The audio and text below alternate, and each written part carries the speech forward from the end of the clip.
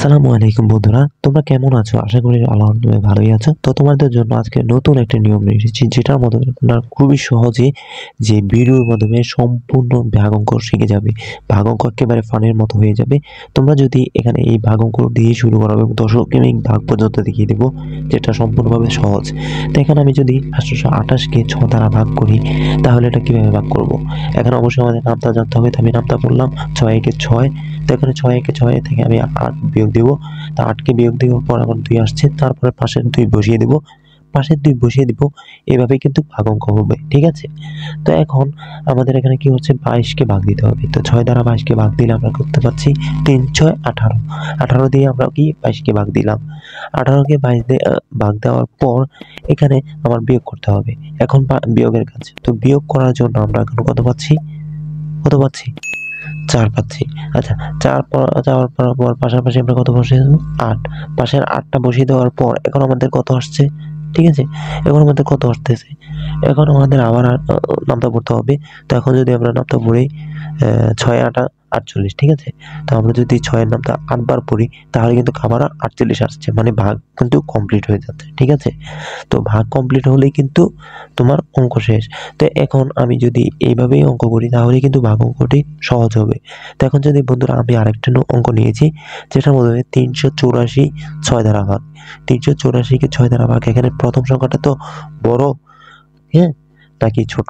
তো এখানে যেহেতু দেখা যাচ্ছে 3 এবং 8, তাহলে আমার কি কিনতে হবে? 38। তো আমি যদি 6 এর নামটা 6 বার পড়ি, তাহলে কিন্তু 36 আসছে।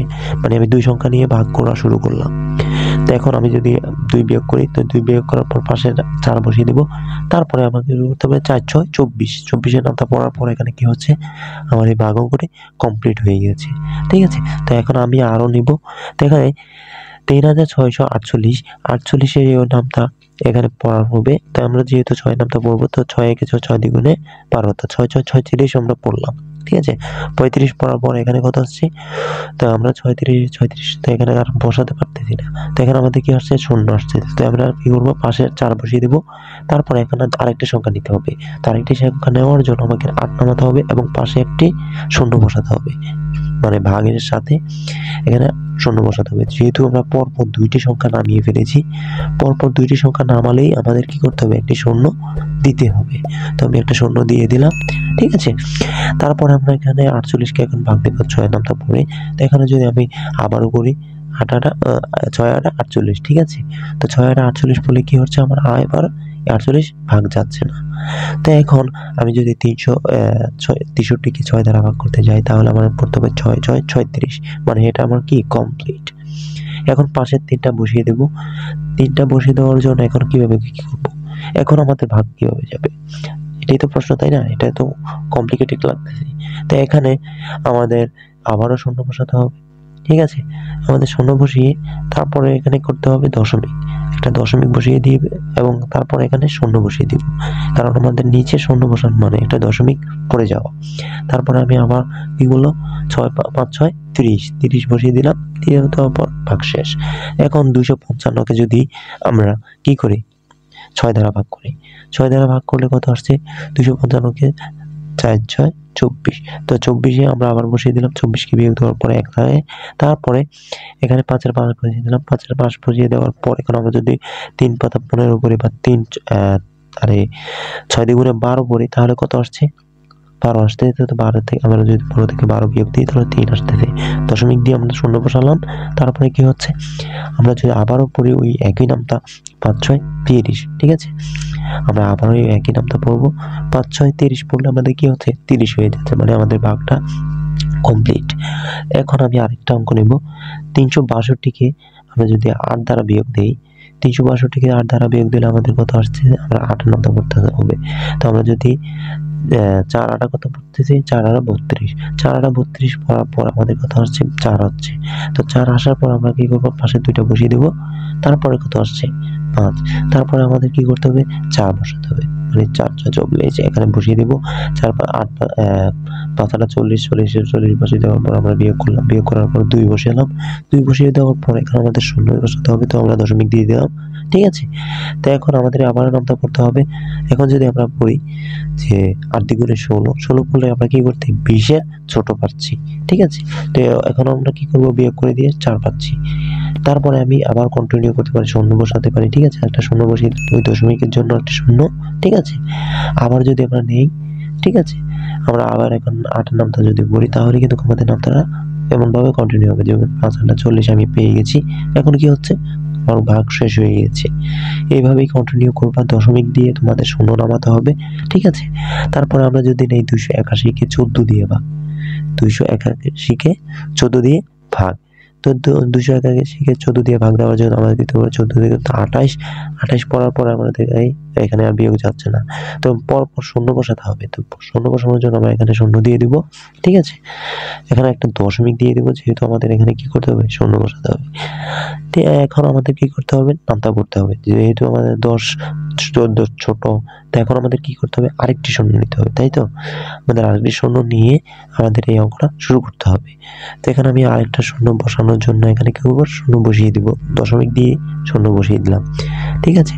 তো এখানে শূন্য বসিয়ে দিলাম, ঠিক আছে। তারপরে এখানে আমাদের কি করতে হচ্ছে, পরপর যদি আরো শূন্য নিতে হয় তাহলে এখানেও শূন্য বসাতে হবে। আমরা যদি আরো শূন্য নিই তাহলে এখানেই শূন্য বসাতে হবে। যেহেতু আমরা 100 নিয়েছি, 100 করার জন্য আমরা এখানে দশমিকের পর আরেকটি শূন্য বসিয়েছি, এখন আরো বসাতে পারি, ঠিক আছে। তো এখন আমাদের কি করতে হবে, 14 নামতা করতে হবে। 14 নামতা আমরা পড়বো। 14 নামতা পড়ে আমাদের কত আসছে, 7 14 98, মানে আমাদের 2 বিয়োগ যাবে এখন। তো আমাদের 2 বিয়োগ যাওয়ার পর এখন আমাদের কি হচ্ছে, আমাদের ভাগটি এখানে 20, ঠিক আছে। তো আমাদের আবার শূন্য নিয়েছি, যেহেতু এক সংখ্যা চালিয়েছি, তো আমাদের শূন্য নিতেই হবে। তো এখন আমরা যদি আবার পড়ি 14 কে 14 পড়ার পর আমাদের কত আসছে, 6। এখন আমরা আবার যদি শূন্য নেই, হ্যাঁ, আবার শূন্য নিলে আমাদের কত আসছে, 60। তো 60 কে আমরা বিয়োগ দিতে হবে এবং তারপরে এখানে আমাদের আবার এই একই সংখ্যা বসাতে হবে, ঠিক আছে। তো এখানে আমাদের বসানোর পর এখানে আমাদের কিন্তু কিভাবে এই ভাগ অঙ্কটা কমপ্লিট করতে হবে। তো এখন আমি আপনাদের জন্য নিয়ে এসেছি দশমিক ভগ্নাংশ বা দশমিক ভাগ, ঠিক আছে। তো এখন দশমিক সংখ্যা ভাগ করার জন্য এখানে তোমাদের কি করতে হবে, 14কে এবং আমি এটাকে সম্পূর্ণভাবে আবার বসার পর উপর নিচ করে বসাবো। এখন আমরা এই পাশে এটাকে নিচে বসিয়ে দেবো, 1 2 বসিয়ে দেওয়ার পর, ঠিক আছে। এখন আমাদের আবার ইকুয়াল টু, তারপর আমরা দেব কি, আবার দাগ দিব, তারপর আবার ওইটাকে উল্টিয়ে দিতে হবে। যে আমরা 14 বসাবো, 14 বসে আমরা 46-এর মতো লিখবো। দশমিকটা উঠাতে হবে আমাদের, ভাগ অঙ্ক উঠতে হলে আমাদের দশমিক উঠাতে হয়, ঠিক আছে। তো এখন দশমিক উঠানোর জন্য আমাদের এখানে প্রসেস আছে। তো এখন আমাদের যেহেতু দশমিক পরে একটা শূন্য আছে, তাই আমরা একটা শূন্য বসাবো, ঠিক আছে। তো একটা শূন্য বসানোর পর এখন আমাদের কি করতে হবে, আমাদের দশমিক দেখতে হবে। দশমিক, যেহেতু দশমিকের পরে একটি সংখ্যা, তারপর আমরা গুণ দিতে হবে, গুণ দিয়ে নিচের সংখ্যাটা লিখতে হবে। গুণ দিয়ে নিচের সংখ্যাটা লিখবো বা ভাগ সংখ্যাটা লিখবো আর কি, যেটাকে ভাগ দিব ওটা লিখবো। তো আমরা 12 লিখিয়ে দিলাম, ঠিক আছে। এখন উপরে ঠিক সেম ভাবে দিব গুণ দেওয়ার পরে আমরা কি করব, ওই 1.2 এটাকে বসিয়ে দেবো। তো 1.2 কে আমরা এখানে বসাবো। তো এখানে দশমিকের পর একটি শূন্য, তো এখানেও একটি কি হবে, শূন্য হবে, ঠিক আছে। তো এখানে আমরা শূন্য বসিয়ে দিলাম এবং এখানে 1 বসিয়ে দিলাম।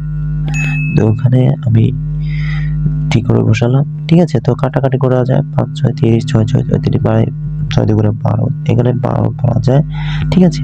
তো এখানে 6 2 12 পড়া যায়, 3.6 কে নেই 6 দ্বারা ভাগের জন্য, তাহলে আমাদের কি করতে হবে, 3.6 বসিয়ে দিলাম এবং নিচে পূর্ণবর্তী সংখ্যা বসিয়ে দিলাম। তারপরে আমাদের কি করতে হবে, 3.6 কে সরাসরি 36 বসিয়ে দিলাম, তারপরে নিচে 6, ঠিক আছে। তারপরে আমাদের কি করতে হবে, ইনটু দিতে হবে, ইনটু দিয়ে আমাদের এখানে পাশে সংখ্যা বসাতে হবে। যেহেতু একটি সংখ্যার জন্য একটি শূন্য, ঠিক আছে। দশমিকের আগের জন্য একটি শূন্য, দশমিকের পরের জন্য কি একটি শূন্য, দশমিকের আগের জন্য একটি 1, দশমিকের পরের জন্য একটি শূন্য। তারপরে আমাদের কি করতে হবে, 36 কে ভাগ করা যায়, 6 6 36, এখানে 10 কেও ভাগ করা যায়, ঠিক আছে। তো এখানে 10 আমরা যদি ভাগ করি তাহলে কত আসছে, এখানে 6 দ্বারাও ভাগ করা যায়, তাই ঠিক আছে। এইভাবে কাটাকাটি করতে হলে হিসাব কিতাব করে কাটাকাটি করা লাগবে, তাহলে কিন্তু ভুল হয়ে যাবে। তো এখানে একটি শূন্য এবং এখানে 6 রয়েছে। তো এখানে 6 এবং আমাদের কত, নিচে কত বসাবো, যেহেতু এখানে দশমিক দিতে হবে, 0.06। এখন 0.06 কিভাবে হলো সেটা যদি জিজ্ঞেস করে, তাহলে আমি এটা কমপ্লিট করার জন্য এখানে এই 5, ঠিক আছে? তো 5 কেও কাটা যাচ্ছে, 5 দুগুণে 10, তার সময় 3 দুগুণে 6। তো এইভাবেই হয়। তো 3 ভাগ দিলে, 3 দুগুণে 6 ভাগ দিলে, তারপর আমার এখানে আসতেছে কত? আমার এখানে আসতেছে 3। 3কে আমি যদি ভাগ দিই তাহলে দশমিক দিতে হবে, দশমিক দিয়ে আমার কত হবে? 5 আর শূন্য বসাতে হবে। তো এখন যদি আমি বসাই 3 5 মানে 3 10 30, তারপর এখানে কত আসছে? 5 10 আর 5 6 30। তো বসানোর পর আমার কি হচ্ছে? মান এটাই আসছে। আশা করছি তোমরা বুঝতে পেরেছো। যদি বুঝতে অসুবিধা হয়ে থাকে তাহলে অবশ্যই কমেন্ট করে জানাবে এবং রাজন স্টাডিকে সাবস্ক্রাইব করে রাখবে। আর সকল এই মানে ম্যাথ সলভিং ক্লাস এটার ভিতরে পাবেন, ম্যাথ সলভিং ক্লাস এটার ভিতরে আমি করাবো। আর অবশ্যই তোমরা আমাকে একটি কমেন্ট করে জানাবে যে তোমাদের কি কি সমস্যা আছে। তো আমি তোমাদের সেই নিয়ে সকল ধরনের সমস্যার সমাধান করে দেওয়ার চেষ্টা করব, ঠিক আছে? যদি কোনো ভুল হয়ে থাকে তাহলে ক্ষমা করে দিও। আমি একটু অসুস্থ, তাই আমি তেমনভাবে কথা বলতে পারিনি, ঠিক আছে? তো ভালো থেকো, সুস্থ থাকো, আল্লাহ হাফেজ।